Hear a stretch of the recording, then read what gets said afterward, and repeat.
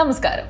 ഇന്ന് നമ്മൾ സംസാരിക്കാൻ പോകുന്നത് ഇന്ത്യയിലെ കർഷകർക്ക് വളരെ പ്രധാനപ്പെട്ട ഒരു സർക്കാർ പദ്ധതിയെക്കുറിച്ചാണ്. പലപ്പോഴും കർഷകർ വളരെ പ്രതീക്ഷയോടെ കൃഷി ചെയ്യുന്നു. പക്ഷെ വിളവെടുത്ത ശേഷം വിപണിയിൽ വില കുറഞ്ഞ എന്തായിരിക്കും സംഭവിക്കുക?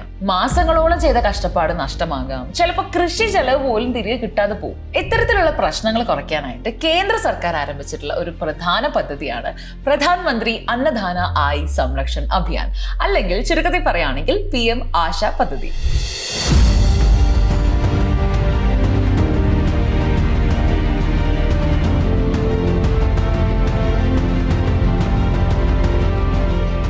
ഈ പദ്ധതിയിലൂടെ സർക്കാർ കർഷകരുടെ വരുമാനം സംരക്ഷിക്കാനാണ് ശ്രമിക്കുന്നത്. ഇന്നത്തെ വീഡിയോയിൽ നമ്മൾ വിശദമായിട്ട് നോക്കാൻ പോവാണ് PM ആശ പദ്ധതി എന്താണ്, ഇതിന്റെ പ്രധാന ലക്ഷ്യം എന്താണ്, ആർക്കെല്ലാം ഇതിലേക്ക് അപേക്ഷിക്കാൻ പറ്റും, എന്തെല്ലാം ആനുകൂല്യങ്ങളാണ് ഇതിലൂടെ ലഭിക്കാൻ പോകുന്നത്, MSP എന്താണ്, അതെങ്ങനെ അപേക്ഷിക്കാം, അതിനാവശ്യമായ രേഖകൾ എന്തൊക്കെയാണ്, കർഷകർ ശ്രദ്ധിക്കേണ്ട കാര്യങ്ങൾ എന്തൊക്കെയാണ്, ഇതൊക്കെ നമ്മൾ ഇന്ന് ഡിസ്കസ് ചെയ്യുന്നതാണ്.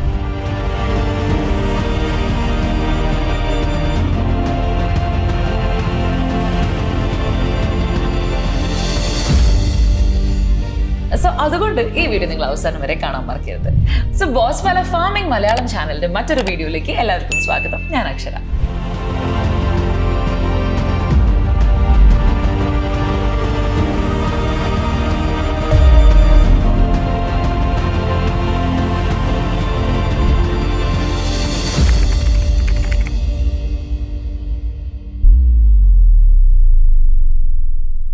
PM ആശ പദ്ധതി എന്താണ്? PM ആശ പദ്ധതി കേന്ദ്ര സർക്കാർ ആരംഭിച്ചിട്ടുള്ള ഒരു കാർഷിക പദ്ധതിയാണ്. ഈ പദ്ധതിയുടെ പ്രധാന ലക്ഷ്യം എന്താണെന്ന് വെച്ച് കഴിഞ്ഞാൽ കർഷകർക്ക് അവരുടെ വിളയ്ക്ക് സർക്കാർ ഒരു ഉറപ്പ് വില ലഭിക്കണം എന്ന് ഉറപ്പാക്കുക.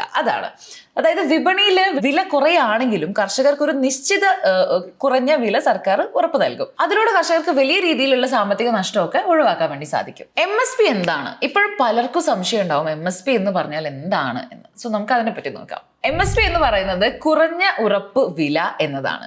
സർക്കാർ മുൻകൂട്ടി നിശ്ചയിക്കുന്ന ഒരു കുറഞ്ഞ വില. ഉദാഹരണത്തിന് ഒരു കർഷകൻ പയറ്, നെല്ല്, ഗോതമ്പ് അല്ലെങ്കിൽ മറ്റ് വിളകളൊക്കെ കൃഷി ചെയ്തു. വിപണിയിൽ അതിന്റെ വില താഴ്ന്നു പോയാൽ പോലും സർക്കാർ മുൻകൂട്ടി പറഞ്ഞ വിലയിൽ തന്നെയായിരിക്കും അത് നിങ്ങൾക്ക് വാങ്ങിക്കാൻ പറ്റുന്നത്. അതായത് വിപണിയിൽ വില കുറഞ്ഞാലും കർഷകൻ പൂർണ്ണമായും നഷ്ടത്തിലാകാതിരിക്കാൻ സഹായിക്കുന്ന ഒരു സുരക്ഷാ സംവിധാനമാണ് ഇത്. പദ്ധതിയുടെ പ്രധാന ഭാഗങ്ങൾ നമുക്ക് നോക്കാം. ഈ പദ്ധതിയിൽ പ്രധാനമായിട്ടും 3 രീതികളാണുള്ളത്. ഒന്നാമത്തെ ഭാഗം സർക്കാർ നേരിട്ട് കർഷകരിൽ നിന്ന് വിളകൾ വാങ്ങുകയായിരിക്കും ചെയ്യുന്നത്. പ്രധാനമായിട്ടും വരുന്നത് പയർവർഗ്ഗങ്ങള്, എണ്ണവിളകള്, പിന്നെ കൊപ്ര, ഇവയൊക്കെ സർക്കാർ ഉറപ്പ് വിലയിൽ തന്നെയായിരിക്കും വാങ്ങുന്നത്. രണ്ടാമത്തെ ഭാഗം എന്ന് പറയുന്നത് വിപണിയിൽ വില കുറഞ്ഞാൽ അതിന് നഷ്ടപരിഹാരം സർക്കാർ നൽകും. ഉദാഹരണത്തിന് സർക്കാർ പറഞ്ഞ വില 5000 രൂപയാണെന്ന് കരുതുക, പക്ഷെ വിപണിയിൽ 4200 രൂപ മാത്രമാണ് കിട്ടുന്നത്. അപ്പൊ ബാക്കി വരുന്ന തുക സർക്കാർ കർഷകന്റെ ബാങ്ക് അക്കൗണ്ടിലേക്ക് നൽകും. ഇനി മൂന്നാമത്തെ ഭാഗം നോക്കുകയാണെങ്കിൽ ചില സാഹചര്യങ്ങളിൽ സ്വകാര്യ കമ്പനികൾക്കും സർക്കാർ നിശ്ചയിച്ച വിലയിൽ വിള വാങ്ങാൻ അനുമതി നൽകുന്നതായിരിക്കും. ഇതെല്ലാം സർക്കാരിന്റെ നിയന്ത്രണത്തിലായിരിക്കും നടക്കുന്നത്. അതുകൊണ്ട് നമുക്ക് ടെൻഷൻ അടിക്കാനൊന്നുമില്ല. അടുത്തതായിട്ട് നമുക്ക് ഈ ഒരു പദ്ധതിയിലേക്ക് ആർക്കൊക്കെ അപേക്ഷിക്കാം എന്നാണ് നോക്കുന്നത്. ഈ പദ്ധതിയിലേക്ക് അപേക്ഷിക്കാൻ വേണ്ടിയിട്ട് നിങ്ങളൊരു ഇന്ത്യൻ കർഷകനായിരിക്കണം നിർബന്ധമാണ്. നിങ്ങൾക്കൊരു കൃഷിഭൂമി ഉണ്ടായിരിക്കണം. സർക്കാർ അംഗീകരിച്ച വിളകളായിരിക്കണം നിങ്ങൾ കൃഷി ചെയ്യേണ്ടതോ. ബാങ്ക് അക്കൗണ്ട് എന്തായാലും നിർബന്ധമായിട്ടുണ്ടായിരിക്കണം. ഒരു ആധാർ കാർഡ് നിർബന്ധമായിട്ടുണ്ടായിരിക്കണം. മൊബൈൽ നമ്പർ വേണം. കൂടാതെ ചില സംസ്ഥാനങ്ങളിൽ കർഷക രജിസ്ട്രേഷൻ നിർബന്ധമായിരിക്കും. ഇനി ഏത് വിളകൾക്കാണ് ഏറ്റവും ഗുണം ലഭിക്കുന്നത് നോക്കാം. ഈ പദ്ധതിയിൽ സാധാരണ ഉൾപ്പെടുന്ന വിളകൾ എന്ന് പറയുന്നത് പയർവർഗ്ഗങ്ങള്, എണ്ണവിളകള്, കൊപ്ര, ചില പ്രത്യേക കാർഷിക വിളകൾ, ഇങ്ങനെയൊക്കെയാണ്. സംസ്ഥാനങ്ങൾ അനുസരിച്ച് അതിന് ചെറിയ മാറ്റങ്ങളൊക്കെ വന്നേക്കാം. അതുകൊണ്ട് അടുത്തുള്ള കൃഷി ഓഫീസിൽ പോയിട്ട് നിങ്ങൾ അന്വേഷിക്കുന്നത് വളരെ നല്ലതാണ്. കാരണം ഓരോ സ്ഥലത്തും ഓരോ പോലെ മാറാനുള്ള സാധ്യത വരുന്നുണ്ട്. ഇത് നമുക്ക് ഇതിന് അപേക്ഷിക്കുന്ന സമയത്ത് ആവശ്യമായിട്ടുള്ള രേഖകൾ എന്തൊക്കെയാ വേണ്ടതെന്ന് നോക്കാം. ആദ്യത്തേത് ആധാർ കാർഡ് വേണം, റേഷൻ കാർഡ് വേണം, ബാങ്ക് പാസ്ബുക്ക് വേണം, നിങ്ങളുടെ ഭൂമിയുടെ രേഖകൾ വേണം, കാർഷിക രജിസ്ട്രേഷൻ രേഖ വേണം, പിന്നെ പാസ്പോർട്ട് സൈസ് ഫോട്ടോ വേണം, മൊബൈൽ നമ്പർ, പിന്നെ കൃഷി വിവരങ്ങൾ. ചില സ്ഥലങ്ങളിൽ അധികമായിട്ടുള്ള രേഖകളും ആവശ്യമായിട്ട് വരാം. അപ്പോൾ നിങ്ങൾ അതിനനുസരിച്ച് കൃഷി ഓഫീസിൽ പോയിട്ട് അന്വേഷിച്ച് കാര്യങ്ങളൊക്കെ ചെയ്യാം. പിന്നെ എങ്ങനെയാണ് ഇതിന് അപേക്ഷിക്കാൻ പറ്റുന്നത്? ഇതൊരു ഇമ്പോർട്ടൻ്റ് ആയിട്ടുള്ള ഭാഗമാണ്. എങ്ങനെയാണ് ഈ ഒരു പദ്ധതിക്ക് വേണ്ടി അപേക്ഷിക്കാൻ? നിങ്ങൾക്ക് ഓൺലൈനായിട്ട് അപേക്ഷ ചില സംസ്ഥാനങ്ങളിൽ സൗകര്യം ലഭ്യമാണ്. അതിനായിട്ട് നിങ്ങൾ ചെയ്യേണ്ടത് സംസ്ഥാന കാർഷിക വകുപ്പിന്റെ വെബ്സൈറ്റ് സന്ദർശിക്കുക. കാർഷിക രജിസ്ട്രേഷൻ നിങ്ങൾ ആദ്യം ചെയ്യുക. പിന്നെ ആവശ്യമായിട്ടുള്ള രേഖകൾ എന്തൊക്കെയാണ് അതിൽ ചോദിക്കുന്നതെന്ന് വെച്ചാൽ അതൊക്കെ അപ്ലോഡ് ചെയ്യുക. കൂടാതെ വിളകളുടെ വിവരങ്ങളെല്ലാം നൽകുക. അതുകൂടെ കഴിഞ്ഞു കഴിഞ്ഞാൽ നിങ്ങളുടെ അപേക്ഷ സബ്മിറ്റ് ചെയ്യാം. അത് സമർപ്പിച്ചു കഴിഞ്ഞാൽ കാര്യം ഓക്കെ ആയിട്ടുണ്ട്. ഇനി നിങ്ങൾ ഓഫ്ലൈൻ ആയിട്ടാണ് അപേക്ഷിക്കുന്നത്, ഓൺലൈനായിട്ട് ചെയ്യാൻ കഴിയാത്ത ആളുകളാണെങ്കിൽ നിങ്ങൾക്ക് ഓഫ്ലൈനായിട്ട് എങ്ങനെ ചെയ്യാമെന്ന് ചോദിക്കുകയാണെങ്കിൽ കൃഷിഭവനിൽ പോവാം, കാർഷിക ഓഫീസിൽ പോവാം, സഹകരണ സംഘങ്ങളിൽ പോവാം. ഇവിടെയൊക്കെ നേരിട്ട് പോയിട്ട് അവിടുത്തെ ഉദ്യോഗസ്ഥർ വഴി അപേക്ഷ പൂരിപ്പിക്കാൻ നിങ്ങളെ സഹായിക്കും. ഇനി ഈ പദ്ധതിയുടെ പ്രധാന ഗുണങ്ങൾ എന്തൊക്കെയാണെന്ന് നമുക്ക് നോക്കാം. കർഷകർക്ക് ഉറപ്പ് വില ലഭിക്കും. വിപണിയിൽ വില കുറഞ്ഞാലും നഷ്ടത്തിന്റെ ഒരു ശതമാനം എന്തായാലും കുറയും. അതുകൂടാതെ വരുമാനത്തിലൊരു സ്ഥിരത ലഭിക്കുകയും ചെയ്യും. കർഷകർക്ക് സാമ്പത്തിക സുരക്ഷയും ഇതിലൂടെ ഉറപ്പാക്കുന്നുണ്ട് സർക്കാർ. അത് മാത്രമല്ല, കൃഷിയിലേക്ക് കൂടുതൽ പ്രോത്സാഹനം ലഭിക്കുകയും ചെയ്യും. കർഷകർ കൂടുതൽ ആത്മവിശ്വാസത്തോടു കൂടി കൃഷി ചെയ്യാനും തുടങ്ങും. ഇതിലൂടെ ഇടനിലക്കാരുടെ ചൂഷണങ്ങൾ കുറയും. സർക്കാർ നേരിട്ട് ഇടപെടുന്ന സമയത്ത് ഈ ഇടനിലക്കാരുടെ പ്രശ്നങ്ങളൊക്കെ പകുതിയല്ല മുഴുവനായിട്ടും ഇല്ലാതെയാവും. ഇനി നിങ്ങൾ ശ്രദ്ധിക്കേണ്ട പ്രധാനപ്പെട്ട മറ്റ് കുറച്ച് കാര്യങ്ങളൂടെ നമുക്ക് ഡിസ്കസ് ചെയ്യാം. പലർക്കും പദ്ധതിയെ കുറിച്ച് അറിയാത്തത് കൊണ്ട് ഇതിന്റെ ആനുകൂല്യങ്ങൾ നന്നായിട്ട് നഷ്ടപ്പെടുന്നുണ്ട്. അതുകൊണ്ട് സമയത്ത് തന്നെ നിങ്ങൾ കറക്റ്റായിട്ട് രജിസ്റ്റർ ചെയ്യാൻ വേണ്ടി ശ്രമിക്കുക. ശരിയായിട്ടുള്ള രേഖകളൊക്കെ നൽകുക. ബാങ്ക് അക്കൗണ്ട് ആധാർ കാർഡുമായിട്ട് ബന്ധപ്പെടുത്തിയിട്ട് തന്നെ എപ്പോഴും വെക്കണം. അതുപോലെ തന്നെ സർക്കാരിന്റെ പുതിയ പുതിയ അറിയിപ്പുകൾ അതൊക്കെ നിങ്ങൾ ശ്രദ്ധിക്കുക. പിന്നെ വിള വിവരങ്ങളൊക്കെ കൃത്യമായി നൽകുക.